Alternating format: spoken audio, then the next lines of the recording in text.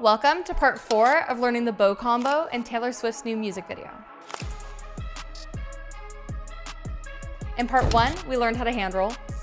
In part 2, we learned how to pass behind our back. In part 3, we learned how to release and catch. And in this one, we're gonna learn how to helicopter. There are 2 parts. Let's break it down. The first part is learning how to do it slowly and balancing your bow on your hand. Once you're able to do that, then you could start with the bow down and go into it a little faster. Let's do the breakdowns of both. To start, you're gonna make sure that your base hand is nice and flat and in the middle of your bow. Make sure your bow is even and flat as well. Your helper hand, your other hand, is gonna rotate the bow and just try and balance it as best as you can as it rotates. Once you're able to do that, try and do it a little faster. And then we're gonna go into it from an upwards motion. From an upwards motion, flatten the bow on top of your head.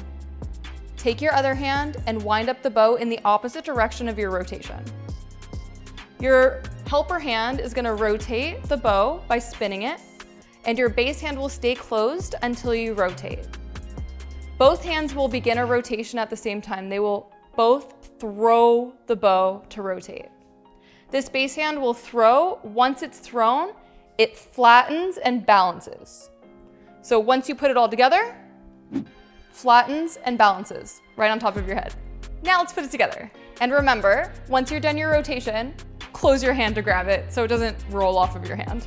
Congratulations, you've now finished the fundamental movements of the bow combo. But we're not done just yet. You're gonna need all the fundamental movements for the last piece of the bow combo. So if you haven't done part 1, 2, and 3, go back, learn those, get good at them, and I'll see you in part 5. See ya.